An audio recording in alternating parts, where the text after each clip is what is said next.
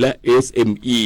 นอกจากนี้นายกรัฐมนตรีจะเข้าร่วมงาน Business Forum กับภาคเอกชนของทั้งสองประเทศพร้อมเข้าพบเลขาธิการอาเซียนณสำนักเลขาธิการอาเซียนเพื่อแสดงวิสัยทัศน์บทบาทของไทยในการขับเคลื่อนความร่วมมือในภูมิภาคเตรียมความพร้อมสู่การเป็นประธานอาเซียนของไทยในปี 2571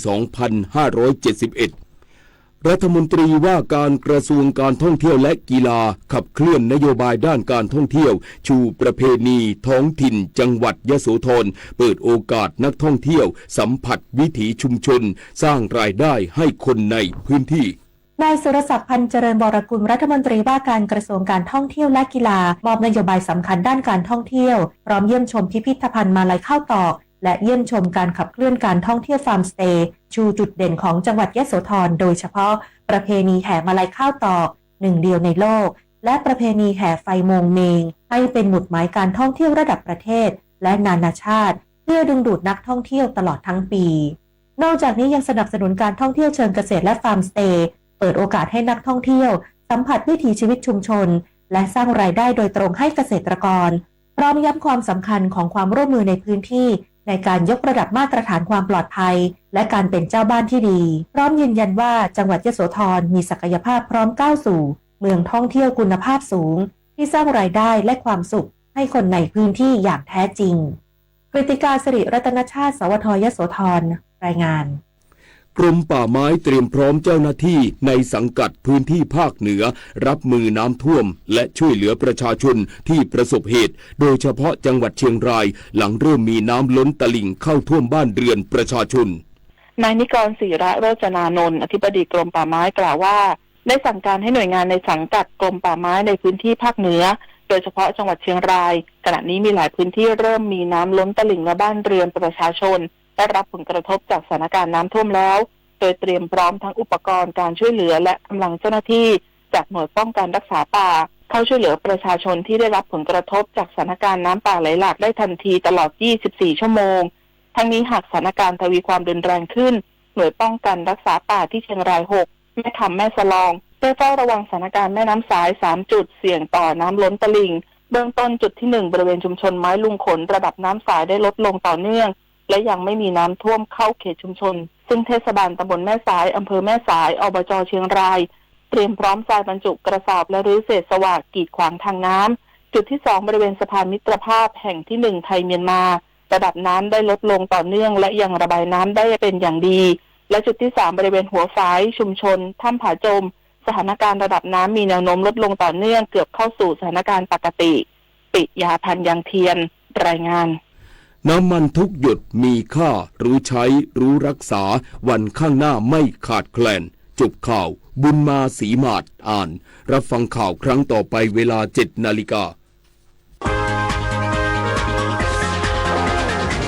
ติดตามข่าวที่นำเสนอไปแล้วได้ที่ www.thainews.prd.go.th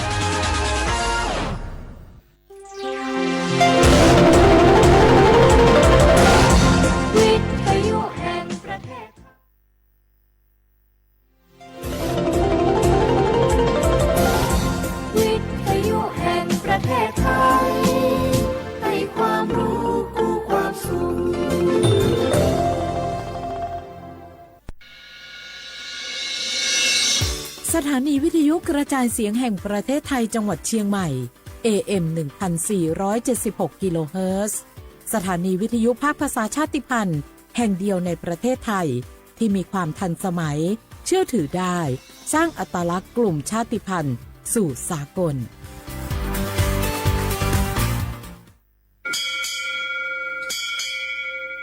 โอโบดาจ้าโอไม่ชอเปอร์เมื่อสุงคาบอกว่าย้อซงโอดูธรรมาสถานีวิทยุภาษาชาติพันธุ์แห่งเดียวในประเทศไทยทันสมัยเชื่อถือได้แล้วพบกันที่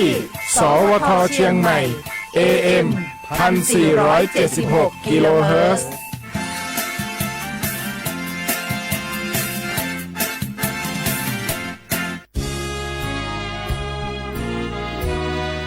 พระบารมีปกเกล้าเพื่อปวงชนชาวไทย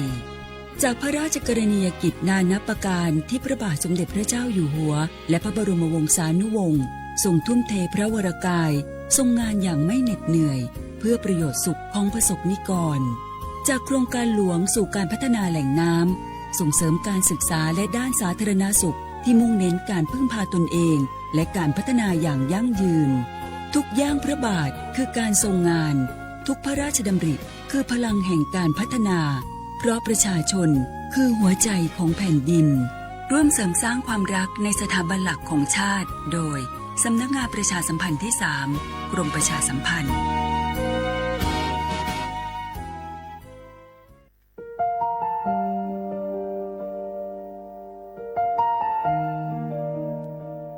ขอน้อมเกล้าถวายอาลัยสมเด็จพระพันปีหลวงพระแม่แห่งแผ่นดินผู้ทรงเมตตาเหนือเกล้าขอพระองค์เสด็จสู่สวรรคาลัยข้าพระพุทธเจ้าข้าราชการและเจ้าหน้าที่สถานีวิทยุกระจายเสียงแห่งประเทศไทยจังหวัดเชียงใหม่กรมประชาสัมพันธ์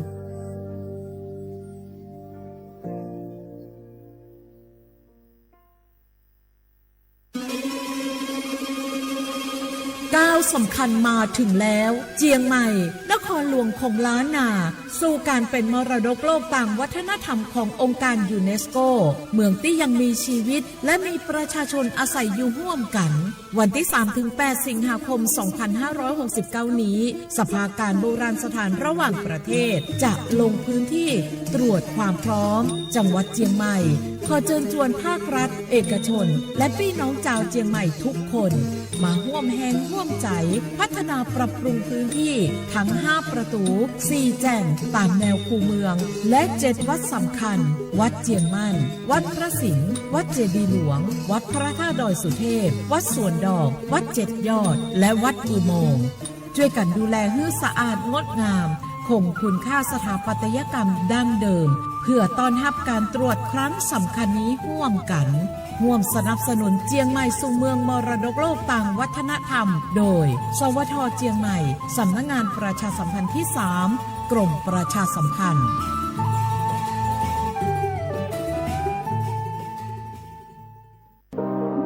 ร่วมเป็นเจ้าภาพงานระดับโลกจัดขึ้นในประเทศไทยการประชุมสภาผู้ว่าการกองทุนการเงินระหว่างประเทศและกลุ่มธนาคารโลก 12-18 ตุลาคม ณ ศูนย์การประชุมแห่งชาติสิริกิติ์ด้วยแนวคิดโลกทัศน์ใหม่ของไทยเพิ่มศักยภาพคนสร้างภูมิคุ้มกันในโลกที่ท้าทายมาร่วมเป็นส่วนหนึ่งของการประชุมครั้งประวัติศาสตร์เพื่อปรับตัวสู่อนาคตร่วมกันอย่างมั่นคงข่าวดีผู้มีสิทธิบัตรทองหรือบัตร30 บาทที่อยู่ในพื้นที่กรุงเทพและปริมณฑล5 จังหวัดนนทบุรีปทุมธานีสมุทรปราการสมุทรสาครและนครปฐมหากเจ็บป่วยทั่วไปพบแพทย์ออนไลน์ได้ครอบคลุม42โรคพร้อมจัดส่งยาถึงบ้านสะดวกรวดเร็วไม่ต้องรอนานอยู่บ้านก็ใช้สิทธิบัตรทองหาหมอได้เพียงเลือกรับบริการกับ 4 แอปพลิเคชันได้แก่แอป Saluber MD แอป Clinic แอปหมอดีและ Line Totale Telemed สอบถามเพิ่มเติมสายด่วนสปสช1330ใช้สิทธิ์บัตรทองเข้ารับการรักษาที่คลินิกแพทย์แผนไทย30 บาทรักษาทุกที่ได้ง่ายๆทั้งนวดประคบอบสมุนไพรใช้แค่บัตรประชาชนไม่เสียค่าใช้จ่ายสอบถามเพิ่มเติมโทรสายด่วนสปสช1330 30 บาทรักษาทุกที่สิทธิตามกฎหมายของคนไทยให้แพทย์แผนไทยดูแลสุขภาพคุณ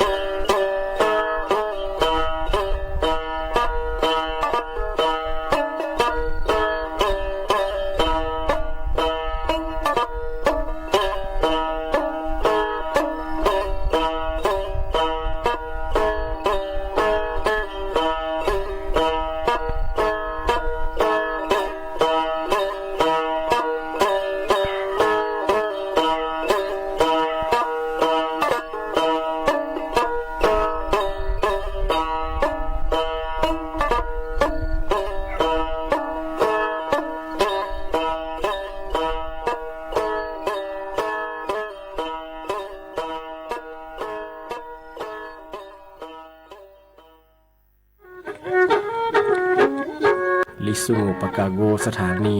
วิทยุกระจายเสียงแห่งประเทศไทยจังหวัดเชียงใหม่ระบบ AM 1476กิโลเฮิรตซ์ระบบไลฟ์เฟซบุ๊กเพจสวทเชียงใหม่ AM 1476ในแนวสุโมควานีชิโม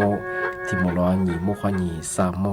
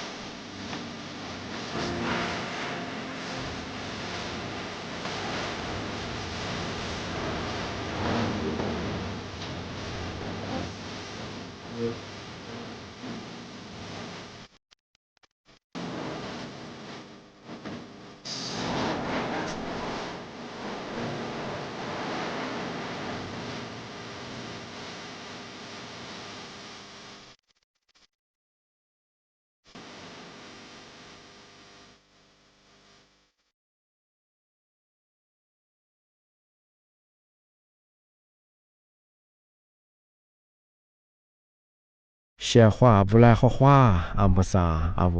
ลิสุงโดเจตุขวาจบไปลาวอาวลิสุงปากากุงบัญญาสถานีวิทยุกระจายเสียงแห่งประเทศไทยจังหวัดเชียงใหม่สำนักงานประชาสัมพันธ์ที่3กรมประชาสัมพันธ์ในแนวโฉมโมควานีเจโมติขวาโดทิมูลงบัญญาหนีโมควานีสามโม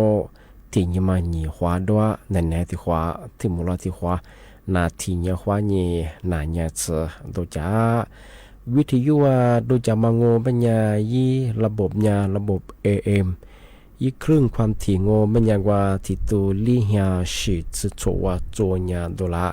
อาตินทาวระบบไลฟ์สดคือว่าเฟซบุ๊กยี่เพลงว่าเบอร์สวทเชียงใหม่ AM 1476กิโลเฮิรตซ์ที่เลโบญาโดละ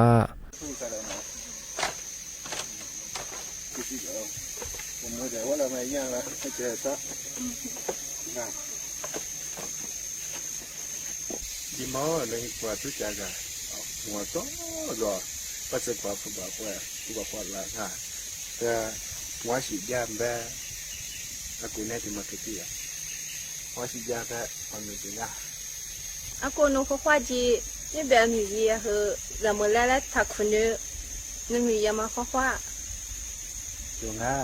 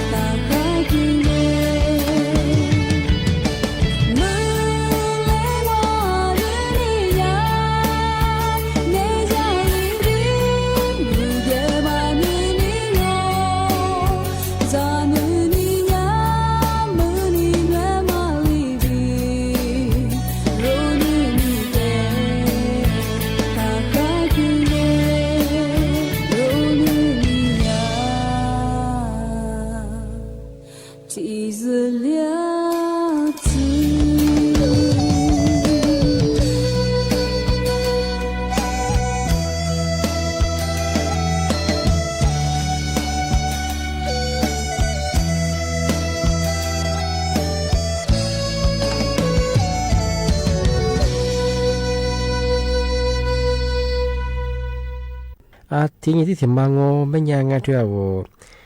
สำนักงานกรมอุตุนิยมวิทยางาที่มีหินลื่นจากวัตถุกุญยิโซยาคือทีดีแจ้งเตยฝลางาเอาพันเหนืองอไม่ยาหลายพื้นที่งานหลายจังหวัดเนี่ยคือมีฮิโรฮาเยอะมาเหมือนฮาเลียมาเหอขึ้นยาที่ลีกอีกที่ปัญญาบอกว่าว่าโยบาจะโซอาจจะลุกโฟลุมีประเทศจะสบเหมาขยะแต่ฝาลางที่นี่ที่ว่าตัวเมืองเชียงใหม่ไม่ได้ปีเคยจะสุดตะปูมันไม่ยังคือ จะซื้อจะมาบ่คือมุงมาแถจ่อคือแถจาราบ่ดงานเจ้าปีว่าเหมือนหาคือพาเลียมันอย่างอันจะขึ้นอย่างละบ่คือน้ำท่วยมาอันจะมาที่เล็กกินหน้างานอันจะโกช่วยงานอันที่บ่คือมาใส่มิดใส่คือที่เล็กก็แถจะเกิดได้บ่คืออย่างคือเอาจะซื้อมาอย่างคืออย่างมาเสียหายบ่เฉยๆงานที่อย่างคือนอว我就把家属不和不和在法拉啊，这笔话门下去把里面呢，我就和你家啥事子也拉嘛，等我拉不起过也嘛和ที่เล็กกินได้เป็นยังไงมาคืออัตรายยังอันนออำเภอแม่ไอระโบเหงไงมาหาลีสัตว์เบอร์拉不起มาแล้วกวยเบอร์หลัดสุยแล้วกว่าปีมันก็หลัดสุคือเชื่อมันว่าหลัดสุกว่าตุ้ยมาคือตัวยังไงที่ความยังมาหาคือพันเลี้ยงไปคืออำเภอขยะแต่ฝาล่าแต่จำโมไปเหงไงมาคือที่ปีป้าประกาศอยู่ฝรั่งง่า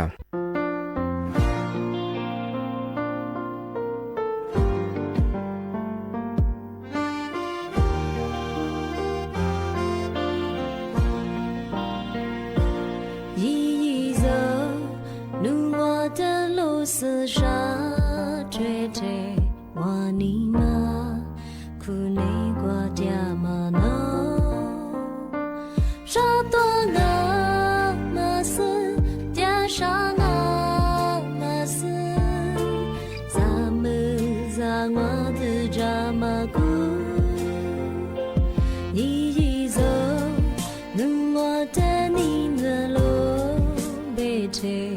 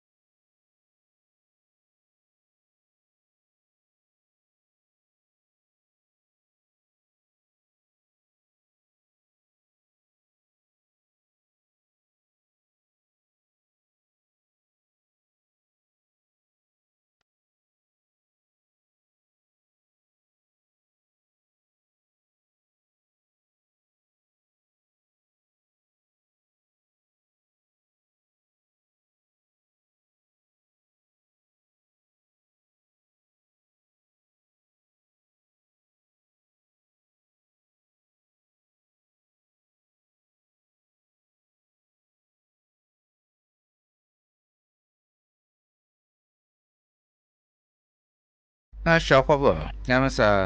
那平时个，也他们那这个电脑那人啊，他们是呀，也他们那，也他们也来边个用来，而且嘛边人那，车外了，其实装嘛，蛮能啊，为了出来过的毕业那他妈能点啊，俺那他妈我边人许多那的边个开练到，开练到那么年是你边啊，为了过那他妈我边人喜欢呢，也我就可那，我就可米可那。出家，适合吧？吃面皮花的面哇，那红吃的哇，也是吃凉哎，也是不多啊。这适合俺们啥拿着嘛，过得出配嘞，将一家瓜，这咱妹当啊，这也是哎，你喝的，俺小伙伴的不当我们家，那次也怕那些的忙人活着。你把那钱他咋？呀，aspirin把你把那些那钱嘛不给，俺拿他们那么好。俺说我们俺我们家啊，我们生啊，小伙伴，一拿他嘛，怕那里边一年吧，过得有几天年吧，过得10个，我家不接也得定哎，而且人家这里不继续多，但是和马卡里我们家的家，过来他妈就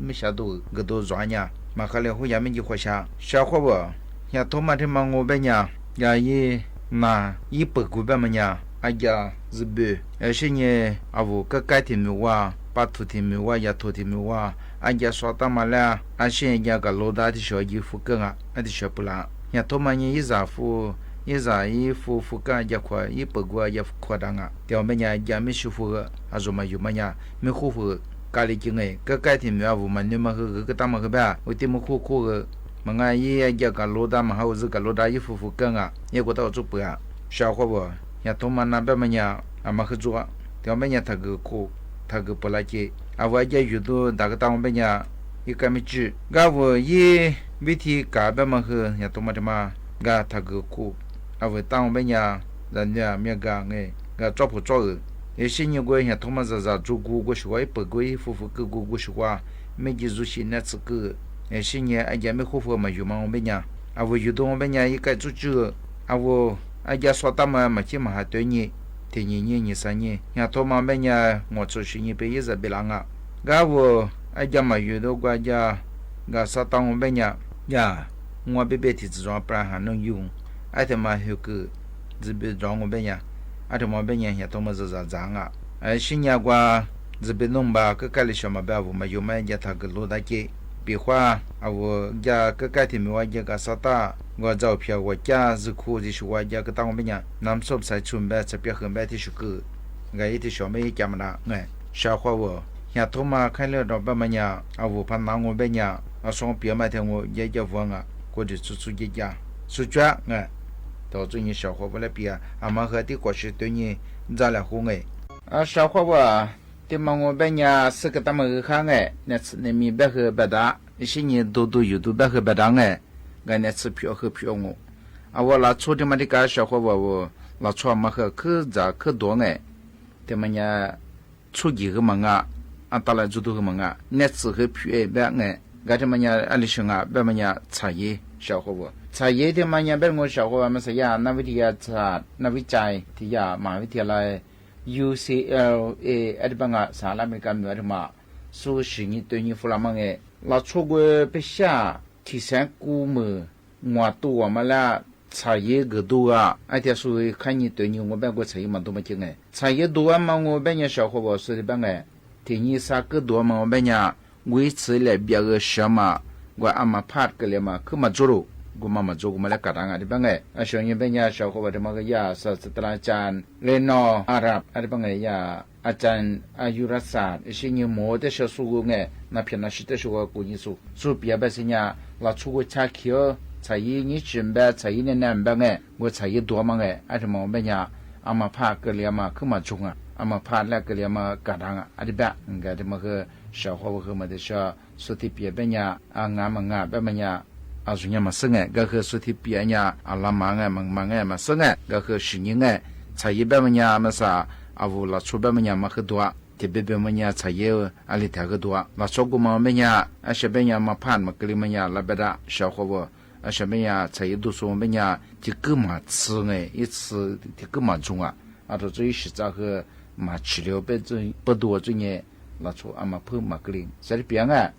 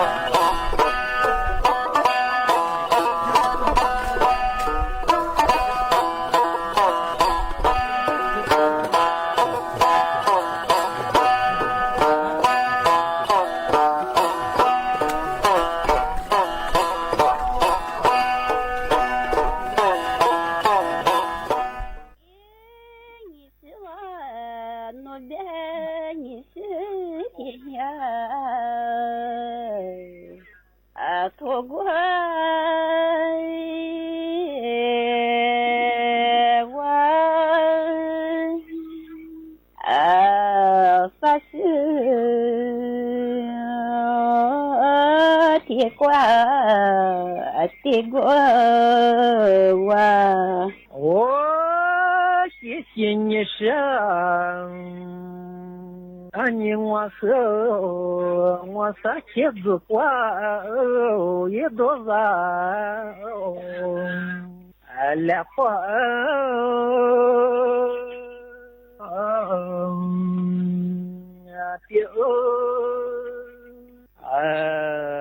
发花也难忘来月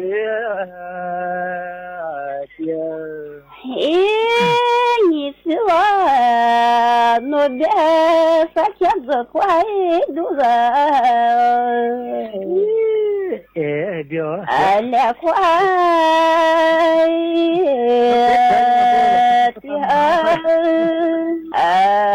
也快都是来月的谢谢你呢你我和子花来月你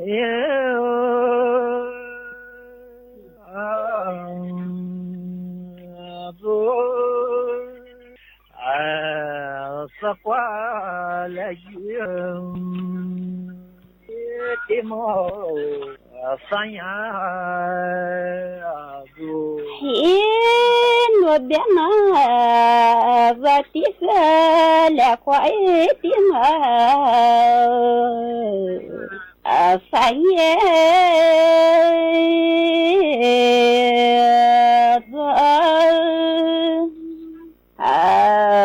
来月的嘛三呀谢谢你呢你和三年我的多也别走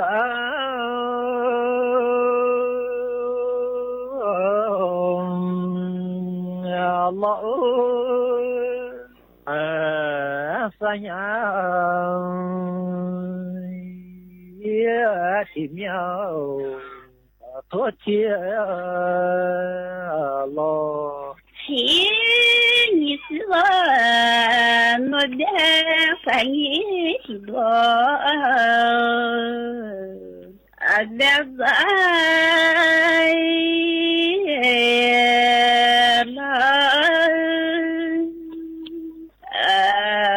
三呀天面多天了谢谢你生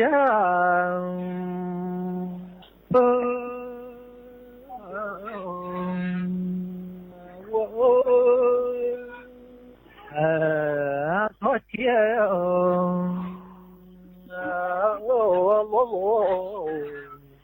发花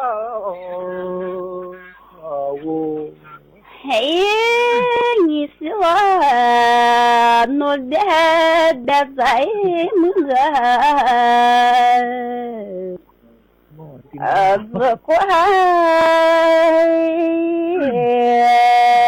我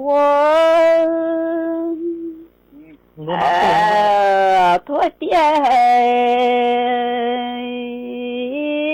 露露也怪我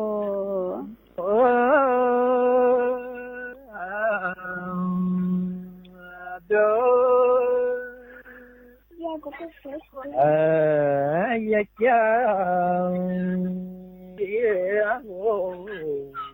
我们呀就 no dena vatima bezakia ya ko amazoi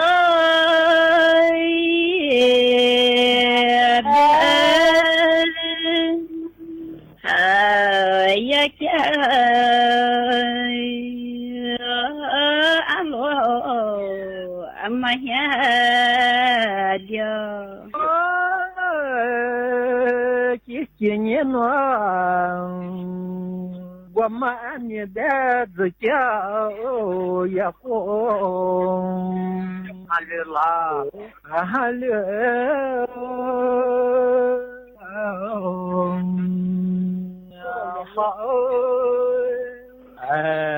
ya kya ya lo ni wo no dena ani zakia guha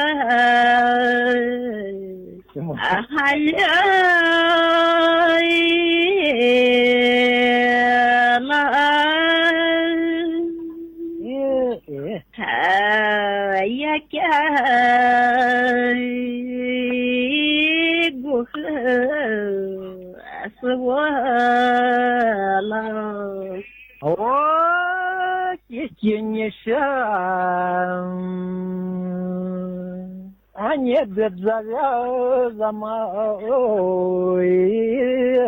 denya amasa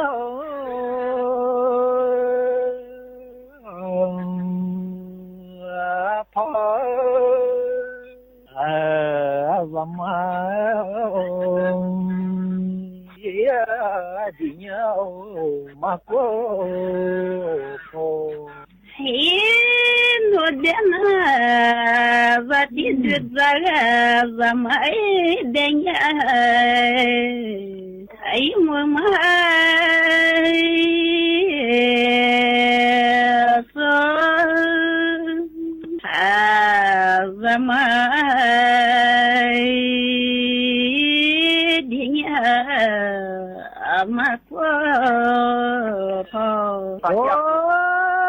kinye no da shekha zakya iye guma abata ya kya iye guma abata no dena ani zakia guma zata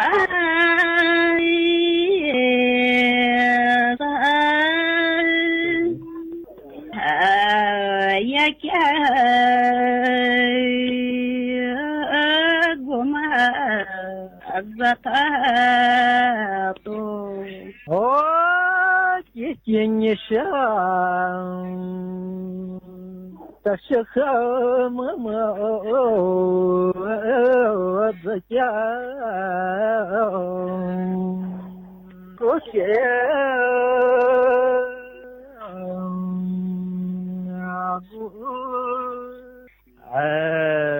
lazo ya kya satya ni so no dani zakia aku tie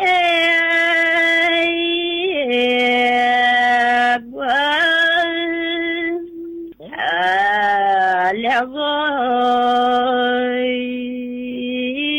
sakia sutiena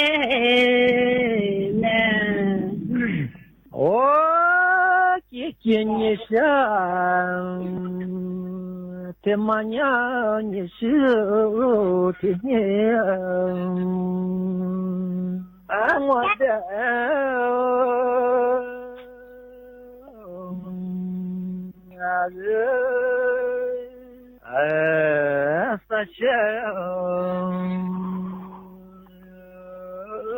ที่กว่าหัวที่ที่โนเดมานี่สิที่หัวเด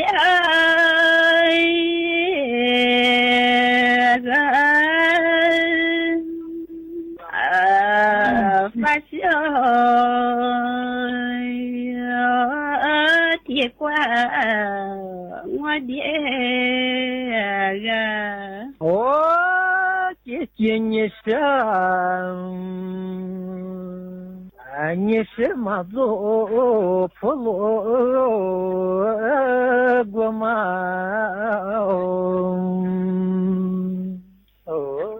ดูตา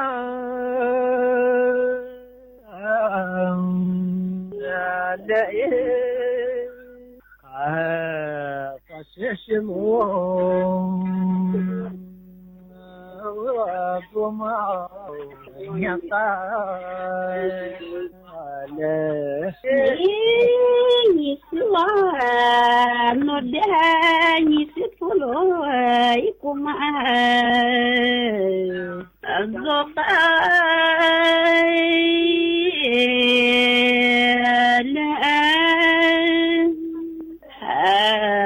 สิโลกุมาญาลโอ้ที่นี่ถ้าเชื่อพลูกมาอาจจะ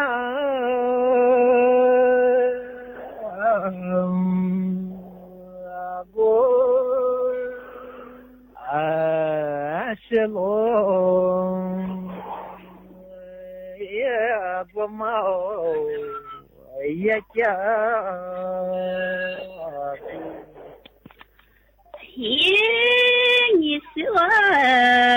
โนเดพลูกุมาอาจจะ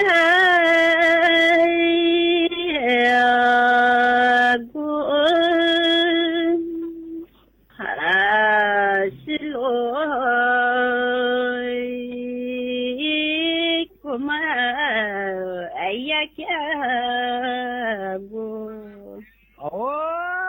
ที่นี่ที่นู้นจะแค่คนละจะแค่